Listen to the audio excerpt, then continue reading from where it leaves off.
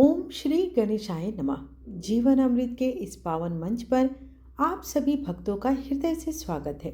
आज का यह दिन भगवान श्री गणेश को समर्पित है।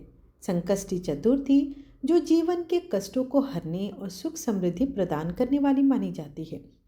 संकष्टी चतुर्थी का व्रत श्रद्धा, विश्वास और धैर्य का प्रतीक है। कहा जाता है कि इस दिन सच्चे मन से गणपति बप्पा की पूजा करने से जीवन की सभी बाधाएं दूर होती है, मानसिक शांति मिलती है और कार्यों में सफलता प्राप्त होती है। चंद्र दर्शन के साथ व्रत का पालन करने से विशेष पुण्य फल की प्राप्ति होती है। इस पावन अवसर पर हम प्रार्थना करते हैं कि विघ्नहर्ता गणेश आपके जीवन से सभी दुख, रोग और चिंताएं दूर करें। आपके घर में सुख, शांति, स्वास्थ्य और समृद्धि का सदैव वास हो। सभी श्रद्धालुओं को संकष्टी चतुर्थी की हार्दिक शुभकामनाएं। आज की वीडियो में आप रसपान करेंगे संकष्टी चतुर्थी व्रत कथा का, साथ ही आप रसपान करेंगे चौथ माता की कथा भी। साथ में आप समापन करेंगे गणेश चालीसा और आरती के साथ। आइए अब हम श्रवण करेंगे संकष्टी चतुर्थी के दिन सुनी जाने वाली विघ्नहर्ता भगवान गणेश और चौथ माता की कथाएं। जो भाग्यशाली होते हैं उन्हीं ही यह दिव्य कथा सुनने का सौभाग्य मिलता है। गणपति बप्पा की कृपा से यह कथा मनोकामनाएं पूर्ण करने वाली मानी जाती है। यह संतान सुख, निर्धनों को धन और वैभव और संकटग्रस्तों को संकटों से मुक्ति दिलाती है। जो श्रद्धा और भक्ति से इस दिव्य कथा को सुनता है और व्रत करता है, उसके जीवन से सभी विघ्न स्वतः ही दूर हो जाते हैं। तो आइए प्रिय श्रोताओं, भक्ति भाव और श्रद्धा के साथ आज की इस पवित्र कथाओं को सुनते हैं। सभी मिलकर एक बार प्रेम से बोलिए गणेश भगवान की जय। एक बार धर्मराज युधिष्ठिर ने भगवान श्री कृष्ण से पूछा कि हे मधुसूदन, अब आप कृपा करके फाल्गुन मास की कृष्ण पक्ष की संकष्टी चतुर्थी के महत्व और इस व्रत की कथा का वर्णन कीजिए। तब भगवान श्री कृष्ण ने धर्मराज युधिष्ठिर को जो वृतांत सुनाया, वह वृतांत एक समय देवी पार्वती ने विघ्नहर्ता भगवान गणेश जी से पूछा कि हे गजानन, फाल्गुन कृष्ण चतुर्थी को गणेश जी की पूजा कैसी करनी चाहिए? इस महीने में किस नाम से पूजन होता है और आहार में क्या ग्रहण करना चाहिए? तब गणेश जी ने कहा कि हे माता, फाल्गुन चतुर्थी को हेम चतुर्थी के नाम से गणेश जी की पूजा करनी चाहिए। पूजा का विधान पहले से बताई गई विधि के अनुसार ही करना चाहिए। इस दिन भी खीर में कनेर के फूल मिलाकर गुलाब का अंश के लकड़ी से हवन करना चाहिए। विद्वानों का मानना है कि आहार में घी और चीनी लेना चाहिए। इससे संबंधित एक पूर्व काल का इतिहास सुनाता हूँ। युधिष्ठिर के प्रश्न के उत्तर में जैसा श्री कृष्ण ने कहा था उसे मैं सुनाता हूँ। भगवान श्री कृष्ण कहते हैं कि प्राचीन काल में युवास नामक एक राजा थे। वे धर्मात्मा, उदार और दाता देवताओं और ब्राह्मणों के पूजक थे। उस राजा के राज्य में विष्णु शर्मा नामक एक तपस्वी ब्राह्मण भी रहा करता था। विष्णु शर्मा का रहन सहन अत्यंत सामान्य था। उसके 7 पुत्र थे और सभी पुत्र अलग अलग रहा करते थे। विष्णु शर्मा जी परम गणेश भक्त थे और सदैव भगवान गणेश की संकष्टी चतुर्थी का व्रत किया करते थे। परंतु अब वे वृद्धावस्था में पहुंच गए थे और उनसे गणेश चतुर्थी के व्रत का पालन करना कठिन हो रहा था। इसलिए वो चाहते थे कि मेरी बहुएं मेरी जगह इस व्रत को करें। एक दिन उन्होंने सभी पुत्रों को अपने घर आमंत्रित किया और सायं के भोजन के बाद उन्होंने अपनी सभी बहुओं से इस व्रत को करने की कामना व्यक्त की। विष्णु जी के सामने उनकी कामना सुनकर सभी बहुओं ने साफ मना कर दिया। इतना ही नहीं, उन्होंने विष्णु जी का घोर अपमान भी किया। केवल सबसे छोटी बहू ने उनकी बात मान ली। सबसे छोटी बहू धर्मनिष्ठ और साफ मन की थी। अपने ससुर को वो पिता के समान समझती थी। उसने पूजा के लिए उगते ही सब सामान की व्यवस्था की और ससुर के खाद्य पदार्थ का भी उसने और ससुर के साथ खुद भी व्रत रखा और भोजन नहीं किया, लेकिन अपने पिता समान ससुर को भोजन करवा दिया। आधी रात का समय था और विष्णु शर्मा जी की तबीयत अचानक से बिगड़ गई। उन्हें दस्त और उल्टियां होने लगी। छोटी बहू ने अपना कर्तव्य निभाते हुए मल मूत्र से खराब हुए ससुर जी के कपड़े साफ किए और उनके शरीर को स्वच्छ किया। वो पूरी रात बिना कुछ खाए पिए ससुर जी की सेवा करती रही। व्रत के दौरान चंद्र उदय होने पर उसने स्नान किया और पूर्ण श्रद्धा भाव से श्री गणेश जी का पूजन और पाठ भी किया। उसने विधिवत पारण किया और इन कठिन परिस्थितियों में भी खुद का धैर्य नहीं खोया। श्री गणेश जी पूजा और अपने पिता समान ससुर जी की सेवा पूर्ण श्रद्धा भाव से करती रही। छोटी बहू के इस निस्वार्थ सेवा और व्रत उपासना से भगवान श्री गणेश उस पर प्रसन्न हुए और ससुर और छोटी बहू दोनों पर अपनी कृपा की। अगले दिन ससुर जी का बिगड़ा हुआ स्वास्थ्य भी ठीक होने लगा और व्रत के पुण्य फल से छोटी बहू का घर धन धान्य से भर गया। छोटी बहू की स्थिति को देख अन्य बहुएं भी इस व्रत से प्रभावित हुई और उनको अपनी करने का पछतावा होने लगा। उन्होंने बिना विलंब किए अपने पिता समान ससुर जी के पैर छूकर उनसे क्षमा याचना की और उन्होंने भी फाल्गुन कृष्ण पक्ष की संकष्टी गणेश चतुर्थी का उत्तम व्रत किया। इतना ही नहीं, उन्होंने अब से साल भर आने वाली हर संकष्टी गणेश चतुर्थी का शुभ संकल्प भी लिया। भगवान श्री गणेश की असीम कृपा से सभी का स्वभाव सुधर गया। प्रेम से बोलिए गणेश भगवान की जय। आइए अब चौथ माता की कथा का रसपान करें। एक समय की बात है कि विष्णु भगवान का विवाह लक्ष्मी जी के साथ निश्चित हो गया। विवाह की तैयारी होने लगी। सभी देवताओं को निमंत्रण भेजे गए, परंतु गणेश जी को निमंत्रण नहीं दिया गया। कारण जो भी रहा हो, अब भगवान विष्णु की बारात जाने का समय आ गया। सभी देवता अपनी पत्नियों के साथ विवाह समारोह में गए। उन सब ने देखा कि गणेश जी कहीं दिखाई नहीं दे रहे हैं। तब वे आपस में चर्चा करने लगे कि क्या गणेश जी को कोई न्योता नहीं दिया गया या स्वयं गणेश जी ही नहीं आए हैं। सभी को इस बात पर आश्चर्य होने लगा।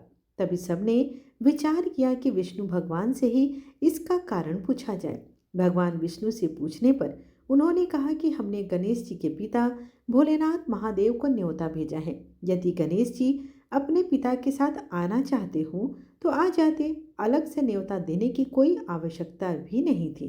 दूसरी बात यह है कि उनको 1.25 मन मूंग, 1.25 मन चावल, 1.25 मन घी और 1.25 मन लड्डू का भोजन दिन भर में चाहिए। यदि गणेश जी नहीं आएंगे तो कोई बात नहीं, दूसरे के घर जाकर इतना सारा खाना पीना अच्छा भी नहीं लगता।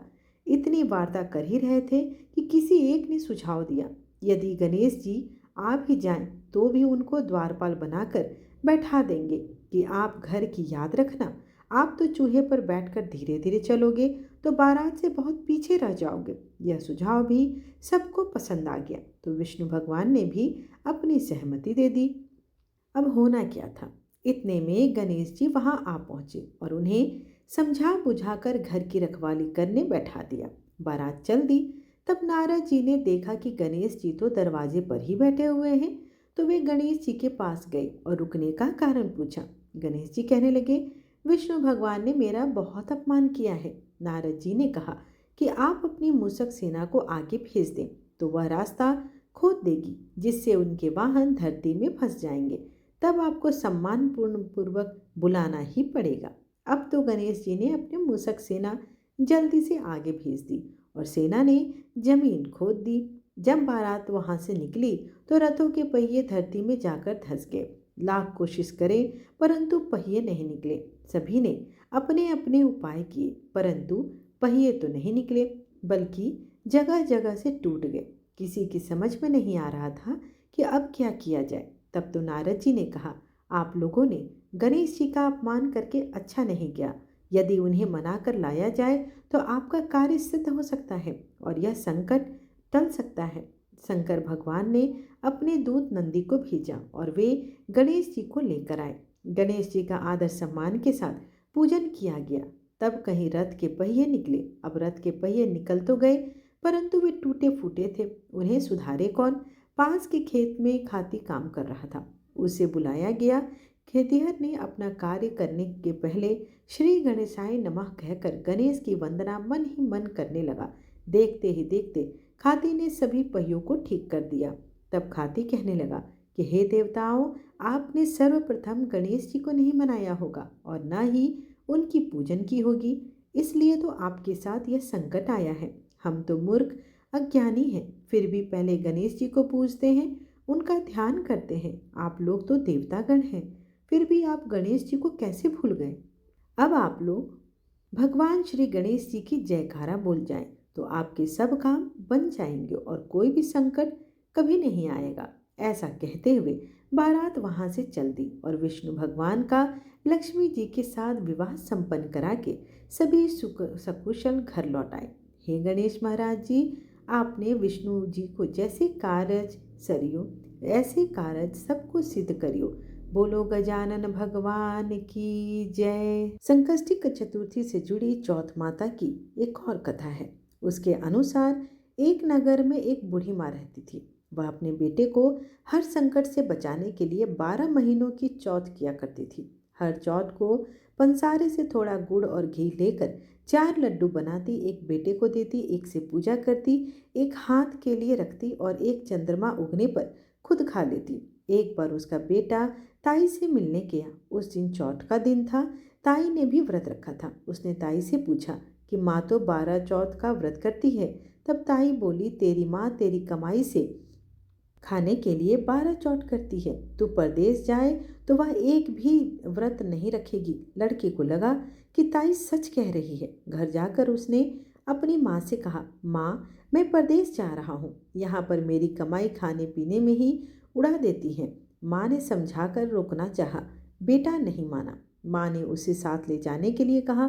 चौथ माता के आंखें दिए और कहा, मुसीबत में यह आंखें तेरी सहायता करेंगे। तब वह बेटा आंखें लेकर रवाना हो गया। घूमते हुए एक नगर से दूसरे नगर में जा पहुंचा। उसने देखा कि एक बूढ़ी माँ रोती जा रही थी और पुआ बनाती जा रही थी। उसने कारण पूछा तो बूढ़ी माँ ने कहा, बेटा इस नगर की पहाड़ी पर एक दैत्य रहता है। पहले वह नगर में आकर कई लोगों को खाने के लिए मार देता था। अब राजा हर घर से एक आदमी उस दैत्य के पास भेजता है और आज मेरे बेटे की बारी है, इसलिए रो रही हूँ और उसी के लिए पुए भी बना रही हूँ। तब लड़का बोला कि तू पुए मुझे खिलाती, तेरे बेटे की जगह मैं चला जाता हूँ। तब बूढ़ी माँ ने खीर पुए उसे खिला दिए और खा पीकर वह सो गया। रात को जब राजा के सैनिक आए तो बूढ़ी माँ ने उसे भेज दिया। दैत्य के सामने पहुंचकर वह उसने चौथ माता की आंखें दैत्य की तरफ फेंक कर कहा, हे चौथ माता, अगर मेरी माँ ने मेरी सलामती के लिए व्रत करती है तो दैत्य का सिर कट कट कर गिर जाए। कहते ही तुरंत दैत्य का सिर कटकर लड़का वापस आया। अब राजा ने उसे उपहार देकर विदा करते हुए वह उससे व्रत की विधि भी पूछ ली। अब वह दूसरे राजा के नगर में जा पहुंचा। इस राज्य में आवा तभी पकता था जब एक इंसान की बलि दी जाती थी। सिपाहियों ने उसे पकड़कर आवे में चूने में डाल दिया। लड़के की आंखें रावे में डाले और कहा, हे चौथ माता, अगर मेरी माँ ने मेरे लिए व्रत किया है तो यह आवा मेरे लिए मेरी बलि के लिए बिना झट से पक जाए। आवा तुरंत पक गया और आवे में से मिट्टी की जगह सोने चांदी की बर्तन निकली। लड़का बोला, बर्तन धीरे धीरे निकालना, कहीं मुझे न लग जाए। राजा ने उसे निकलवाया और उससे पूछा कि इस आवे में से तुम कैसे बच गए। लड़के ने बताया कि उसकी माँ चौथ माता का व्रत किया करती है, व्रत के कारण ही वह बच गया। और राजा को विश्वास नहीं हुआ। उसने एक चांदी की सुराही मंगवाई और कहा कि सुराही की नली से निकल कर दिखाओ, तभी मुझे विश्वास होगा। लड़के ने चौथ माता को एक बार फिर से याद करके आंखें सुराही में डाली और कहने लगा कि मैं भंवरा बनूं, सुराही से निकलूं। लड़का भंवरा बनकर तुरंत सुराही से निकल गया। अब तो राजा ने प्रसन्न होकर राजकुमारी के विवाह उसके साथ करवा दिया और सभी लोगों को चौथ माता का व्रत करने के लिए कहा। उधर अब लड़कों को अपनी यह माँ की बात याद आई। उसने राजा के पास जाकर खुद के नगर जाने की इच्छा जाहिर की। राजा ने उसे रथ, घोड़े, हाथी का खूब सारा दान दहेज देकर उसे विदा कर दिया। चौथ के दिन वह लड़का अपने नगर पहुंचा। वह अकेला पंसारे के यहाँ माँ का इंतजार करने लगा। सोचा, चौथ माता है तो माँ यहाँ जरूर आएगी। थोड़ी ही देर बाद लड़का टकती हुई उसकी माँ उसे आते हुए दिखाई दी। बेटा माँ के चरणों में गिर पड़ा, कहने लगा, माँ मैं तेरा बेटा हूँ, मुझे माफ़ कर दो। माँ ने उसे उठाकर गले लगा लिया। अब तो लोग चौथ माता की जय जयकार करने लगे। उससे अब सभी लोग चौथ माता का व्रत करने लगे और चौथ माता जैसे बूढ़ी माँ और उसके बेटे की सहायता आपने की, वैसे ही हम सभी का करना। कहानी कहने और सुनने वाले पर भी कृपा बरसाते रहना। तो प्रेम से बोलिए चौथ माता की जय। इसी के साथ आज की यह पावन कथा एवं संकष्टी चतुर्थी का यह दिव्य प्रसंग पूर्ण होता है। आशा है कि भगवान श्री गणेश की कृपा से आपके जीवन के सभी कष्ट दूर हो और हर कार्य में सफलता मिले। जैसे गणपति बप्पा अपने भक्तों की हर पुकार सुनते हैं, वैसे ही वे हमारे घर परिवार पर भी अपनी कृपा सदैव बनाए रखें। सच्चे मन, श्रद्धा और विश्वास से किया गया स्मरण कभी भी निष्फल नहीं होता। आइए अंत में हम सब मिलकर प्रार्थना करें कि हे विघ्नहर्ता, हमारे जीवन से सभी बाधाएं दूर करें, हमें सद्बुद्धि और सुख शांति का आशीर्वाद प्रदान करें। प्रेम से बोलिए गणपति बप्पा मोरिया। इसी मंगल कामना के साथ आज का यह पावन अमृत कथा यहीं पर समाप्त करती हूँ। आइए अब गणेश चालीसा और आरती के साथ आज की वीडियो का समापन करते हैं। जय गणपति सद्गुण सदन कविवर वदन कृपाल, विघ्न हरन मंगल करन, जय जय गिरजा लाल। जय जय जय गणपति गणराजु, मंगल भरन करन शुभ काजु। जय गज बदन सदन सुखदाता, विश्व विनायक बुद्धि विधाता। वक्रतुंड सुचिसुंड सुहावना, तिलक त्रिपुंड भाल मन भावन। राजत मणि मुकुतन उर्माला, स्वर्ण मुकुट सिर नयन विशाला।